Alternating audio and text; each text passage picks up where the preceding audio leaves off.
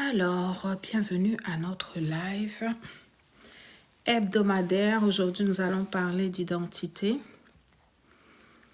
Laissez-moi la chance de partager ça quelque part ici.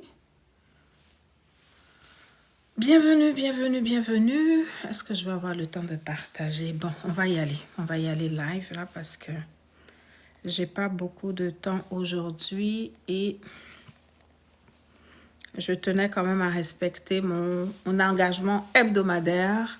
Alors, sans plus tarder, on va parler d'identité. C'est un sujet qui m'est arrivé alors qu'on avait commencé notre série sur l'estime de soi. Donc, on a parlé la semaine dernière de la confiance en soi. On a parlé de la vision, de l'image de soi. Voilà, c'est ce qu'on a pu faire la semaine passée. Je devais compléter, mais aujourd'hui, j'ai eu envie de revenir encore sur un élément de base qui va soutenir justement cette confiance en soi, qui va donc venir porter l'estime de soi, c'est l'identité.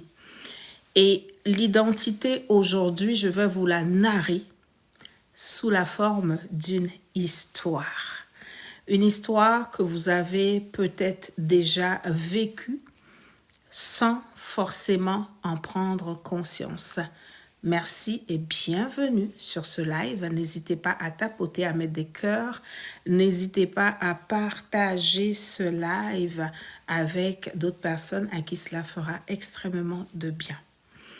Alors, ma réflexion aujourd'hui autour de l'identité, je vais la faire en ayant comme parallèle l'avion. Vous voyez, quand vous êtes dans un avion, on le sait, l'avion est censé être dans les airs. L'avion va atteindre une certaine vitesse de croisière. L'avion a un espace où il va, on va dire, rester longtemps pour amener les gens d'un point A à un point B. Alors, quand on regarde, j'ai envie de dire le comportement de l'avion au début. Si on ne sait pas que c'est un avion avec différentes fonctionnalités, on peut croire que l'avion, c'est juste une auto. Pourquoi? Parce que au début, l'avion va rouler. L'avion va utiliser ses roues. Donc, si on vous prend, vous avez les yeux fermés, on vous installe dans un avion. Évidemment, on coupe le son pour ne pas que vous ayez des éléments de repère. Vous allez juste sentir le mouvement et vous allez vous dire, je suis dans une voiture. Ce qui va permettre de savoir qu'on est vraiment dans un avion, c'est quand l'avion va décoller et qu'il va se tenir dans les airs. À partir de ce moment, on saura qu'on est dans un avion. Mais avant cela, l'avion va se comporter comme une voiture. Pourquoi je te raconte ça? C'est aussi valable pour toi et pour moi. Tu peux avoir une identité de type avion qui fait qu'à un moment donné, tu dois effectivement te comporter comme un véhicule, comme une auto. Et il n'y a que les personnes qui sauront reconnaître que tu es un avion, qui seront à l'aise avec cette étape parce qu'on sait que c'est par là que tu dois passer. Toi-même étant en pleine conscience de ton identité, tu ne vas pas être dérangé par le fait de rouler comme une voiture avant de voler. Donc, l'identité va venir avec la conscience de nos processus, la conscience des étapes que nous devons traverser. Si on revient à l'exemple que je suis en train de vous donner, à aucun moment, un avion peut pâlir devant une voiture parce qu'il est juste en train de rouler sur la piste. Il sait qu'il va décoller. Mais en ce moment-là, il a besoin de rouler et c'est juste normal. Alors, quand je reviens à nous, la question, c'est que sais-tu de ton identité? Qu'est-ce que cette identité va induire? Qu'est-ce que cette identité va t'amener à faire dans un premier temps? Tout simplement parce que ça fait partie de l'étape de ton processus. Plus tu en es conscient, plus tu vis cette étape-là sereinement, plus tu vis cette étape-là en toute confiance. Le bananier ne va pas être en train de se plaindre de ne pas donner des fruits comme le citronnier parce que sa nature de bananier, son identité, si vous voulez qu'on le pousse jusque-là, de bananier, fait que les choses se passent d'une certaine façon pour lui. Plus tu vas connaître ton identité, plus tu vas être en paix avec toi-même. Comme dirait l'autre, tu vas te lâcher les baskets parce que tu comprendras que telle caractéristique que tu manifestes est juste normale. Et tu vas moins te prendre la tête à vouloir être quelqu'un que tu n'es pas. Connaître son identité réconcilie avec les processus liés à cette identité. Il y avait un moment où j'avais fait une vidéo où je faisais encore le parallèle, toujours sur la question d'identité. Et j'aime beaucoup donner des exemples quand je parle d'identité, terre à terre, pour permettre d'ancrer davantage la notion. L'exemple que j'avais donné, c'était l'exemple du lait de coco versus le lait de vache. Si je prends le lait de vache, il y a à traire la vache pour obtenir du lait. C'est le processus pour avoir du lait de vache. Et donc, avoir du lait de vache ne va pas se faire autrement. Quand je décide de passer du lait de vache au lait de coco, qu'est-ce que ça me demande? Ça me demande d'abord d'avoir la noix de coco, de la sécher, d'extraire la pulpe, de râper la pulpe avant d'avoir du lait de coco. Nous sommes avec deux laits, avec deux processus d'obtention qui sont différents. Donc, vous voyez que si la vache veut passer par le processus du coco pour qu'on puisse avoir accès à son lait, mais la vache se met dans des situations très compliquées et très complexes pour rien, parce que son processus à elle fait que elle libère le lait différemment. Si je prends le cas du lait de coco, s'il s'attend à ce qu'on essaie de traire le coco pour qu'il y ait du lait qui en sorte, ben il ne se passera rien. Et le coco va être frustré. Donc, plus tu vas prendre conscience de ton identité, plus ces questions de confiance en soi vont devenir silencieuses. Ma question pour toi, que sais-tu de toi? De ta nature? On en a déjà parlé ici. Quand tu vas faire des tests de personnalité, on va toujours te sortir des options pour dire que par rapport à tel trait, voici des comportements, voici des forces, voici des habitudes, voici des perspectives de réflexion ou autres. Ce sont ces éléments caractéristiques de ta nature qui vont faire que tu auras une façon particulière de faire les choses. et que tu vas tout simplement assumer parce que c'est qui tu es. Personnellement, quand je vais être en train même de former ou autre, il y aura toujours une petite notion imagée. Il y aura toujours une notion d'humour. Ça, c'est moi. Ça fait partie de mon identité. J'ai besoin de ça, de simplifier, de vulgariser, de démystifier. Ça fait que je vais choisir une certaine approche dans ce que je fais. Et je suis très à l'aise avec cette approche-là. Pourquoi? Parce que cette approche cadre très bien avec ma nature et donc avec mon identité. Plus vous serez respectueux et respectueuse de votre nature, donc en griffe de votre identité, plus vous allez embrasser vos processus de fonctionnement et plus vous allez être à l'aise. Plus votre niveau d'estime va être correct. Parce que tout de suite, vous êtes en train de faire quoi?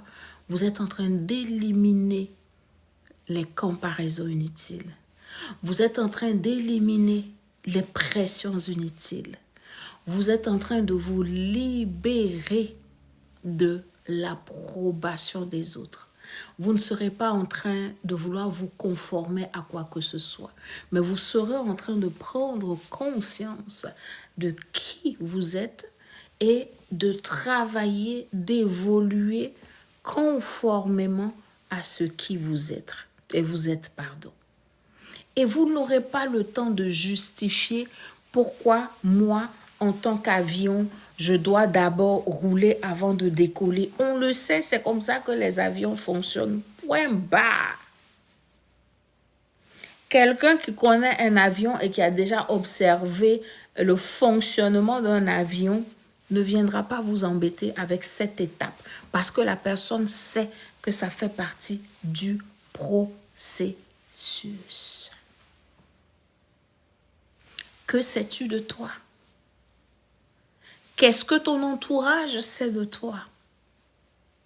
Est-ce que ton entourage a cette conscience de ton identité? Est-ce que ton entourage a fait le choix de marcher avec toi dans cette identité? Et donc de t'accompagner à mieux être qui tu es? La réponse est peut-être oui. La réponse, c'est peut-être non. Quand ton environnement n'a pas fait ce choix, qu'est-ce que toi tu fais? Qu'est-ce que toi tu décides? Est-ce que parce que tu es un avion qui a besoin de rouler un peu sur la piste avant de décoller, tu vas te frustrer et rester au sol parce qu'on t'a traité de voiture au lieu de te traiter d'avion? Tu sais qui tu es. Tu continues ton processus jusqu'à ce que les gens te voient réellement décoller. Si tu es bien entouré, à ces moments où toi-même tu oublies que tu es un avion parce que tu es encore au sol, il y aura des gens à côté de toi qui vont te dire « Tu es trop resté au sol.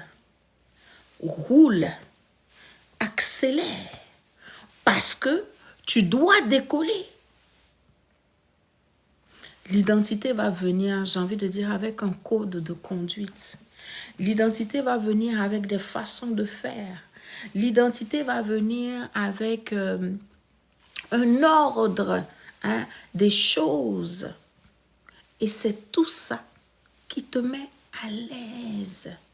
C'est tout ça qui renforce ta confiance. Parce que tu sais que ce qui est en train de se passer et qui paraît être ce qui ne doit pas être n'est qu'une étape. Je recommence. Connaître son identité va te donner de la sérénité et de la paix. Pourquoi? Parce que tu sauras que ta nature, ton identité qui arrive avec un certain ordre, avec un certain processus par lesquels tu passes, sont des étapes. Et donc, tu es très confortable avec ces étapes parce que ça s'inscrit dans un processus. C'est normal qu'un avion roule comme une voiture avant de s'envoler. C'est normal qu'il ne soit pas tout de suite à sa vitesse de croisière, qu'il aille doucement avant de décoller et de prendre progressivement sa vitesse de croisière. Est-ce qu'à ce moment où l'avion roule, nous allons dire que l'avion est en retard? Non, on le sait. C'est une question de temps. L'avion décollera.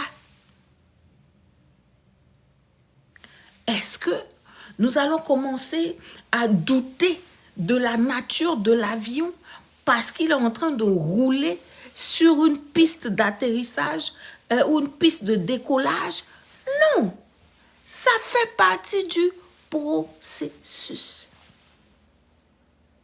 Si on revient à toi, pourquoi par rapport à la personne que tu es, par rapport à l'identité que tu portes, quand tu dois passer par ces processus qui ne te révèlent pas encore, tu es choqué, tu te diminues, tu te restreins, tu te caches, tu te fais, on va dire, piétiner. Pourquoi? Est-ce que tu avais conscience que c'était un processus? Est-ce que tu avais conscience que c'était une étape du processus? Et que très vite, assurément, ta nature sera visible. Ton identité se déploiera. Si on revient à la vie professionnelle, qui est le sujet pour lequel je veux t'entretenir, ce n'est pas parce que tu as certaines capacités et certaines aptitudes que le jour 1 dans l'entreprise, tout de suite, tu as tous les pouvoirs. Et non, ça va te demander de passer par une certaine étape d'abord. Ça va te demander de rouler comme l'avion sur la piste. Tu vas avoir le sentiment que tu n'évolues même pas, que tu ne fais pas grand-chose. Mais ça fait partie du processus. Mais ma vraie question pour toi, c'est est-ce que tu as conscience de ton identité? Et dans la conscience de l'identité, qu'est-ce que cette identité-là porte comme processus interne et intérieur? Si je reviens à l'exemple de l'avion, quel que soit le modèle de l'avion, je n'ai jamais vu d'avion qui décolle directement. Il va rouler un peu d'abord, avant de prendre son envol et que les roues même ne soient plus visibles. Quand l'avion est en haut, on peut discuter avec toi pour dire qu'il n'y a pas de roues. Parce que oui, les roues ne sont pas visibles. Mais au moment où l'avion est au sol, on peut aussi discuter avec toi pour dire que mais ça fait la même chose qu'une voiture. Ça là, ça ne pourra jamais monter. Donc voyez, selon où on se place dans le processus, certaines choses peuvent paraître être des mensonges, des contre-vérités, des impossibilités. Mais quand j'ai conscience, la chose qui semble impossible parce que je ne la vois pas devient naturellement possible parce que je sais. Parce que l'expérience a démontré que l'avion va passer par l'étape 1, 2, 3 avant 2. Et on l'a vu il y a 2 semaines. Au-delà du savoir, est-ce que tu vas pousser un peu le jeu et à aller au niveau de la conscience qui va venir avec une certaine assurance, qui va venir avec une certaine sérénité. Comme dirait quelqu'un, tu ne discutes pas avec quelqu'un. Tu es, point. Qu'est-ce que ton identité te révèle aujourd'hui? Et par rapport à ce que l'identité te révèle, quels sont tes processus de développement? Quelles sont tes étapes de développement? Que ce soit au plan personnel ou au plan professionnel. Dans ces étapes, quand on parle de processus, il y a toujours une dimension temps. La culture A ne va pas donner en même temps que la culture B. Il y a une dimension de nombre de fruits. Il y a des fruits qu'on récolte en grappe. Il y a des fruits qu'on récolte à l'unité. Tout ça, c'est la nature. Le raisin ne peut pas espérer, on va dire quoi, donner comme, je ne sais pas, quelle culture qui donne du fruit de façon unitaire. Le raisin, c'est toujours en grappe. Toujours en grappe. Mais c'est une question de nature. Si tu n'es pas de nature grappe et que tu veux te mettre la pression pour produire une grappe à qui tu fais du mal, c'est à toi parce que tu seras dans un renoncement de ton identité. Et si tu renonces à ton identité, ben, tu ne peux pas l'exploiter à ton avantage. Parce qu'il y a des choses que tu décides de mettre complètement de côté. Et que tu focalises ton attention sur des choses que tu n'as pas. Et des fois, des choses que tu n'auras jamais même. Même si on dit communément qu'on ne dit jamais, jamais. Où est-ce que tu vas mettre ton énergie? Où est-ce que tu vas mettre ton focus? L'identité, chercher à la connaître, chercher à la comprendre et par la suite, ancrer une bonne conscience de cette identité pour que tu évolues dans un quotidien serein et dans un quotidien de paix où tu vas regarder les étapes des autres, t'oublier et vouloir manifester ces étapes-là.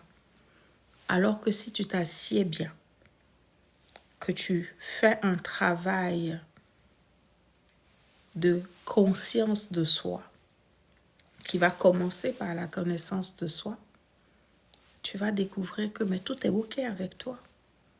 Mais si tout est OK avec toi, d'où viendra le manque de confiance en soi? D'où viendra le manque d'estime de soi? D'où viendra cette image imparfaite de toi? Tu vas juste trouver que tout est OK, que tout est bien comme c'est. Peut-être qu'il y a mieux.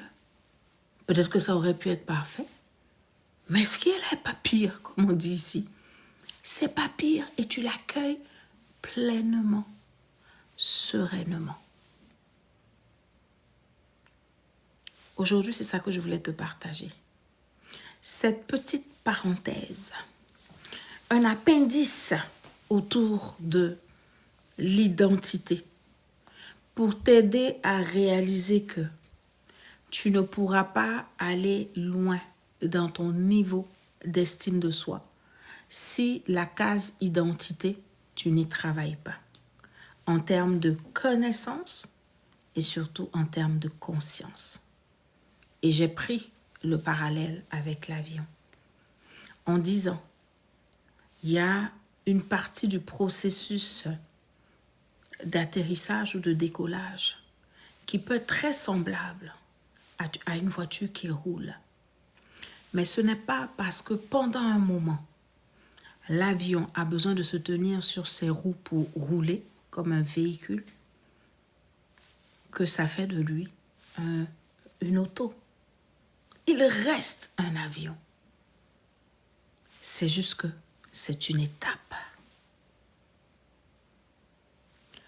Où est-ce que tu en es dans cette conscience de cette identité et comment tu fais la différence entre ce que tu dois manifester par rapport à cette identité qui va faire que par moment, comme l'avion, tu peux avoir des comportements de véhicule. Je te laisse avec cette question concernant ton identité. Prends du temps pour y réfléchir. Qu'est-ce que tu sais de toi? As-tu suffisamment conscience de ces éléments-là? Est-ce que la conscience de ces éléments-là est capable de se traduire en comportement, aussi bien dans ta vie personnelle que dans ta vie professionnelle? Est-ce que cette conscience peut se traduire par une très belle relation avec toi? Peut se traduire par une paix et par une sérénité? Parce qu'un certain travail a été fait au niveau de l'identité. Comme je le disais tout à l'heure, c'est un live qui va être très court. Comme d'habitude, je vous partagerai des extraits. Je n'ai pas beaucoup de temps aujourd'hui, mais ce petit parallèle qui m'était venu à un moment donné et sur lequel j'avais pris le temps de méditer pendant que j'étais dans l'avion, est venu comme ouvrir mon esprit à cette conscience de l'identité et une certaine lucidité face aux étapes par lesquelles nous passons malgré notre identité. Bonne semaine et on se retrouve bientôt.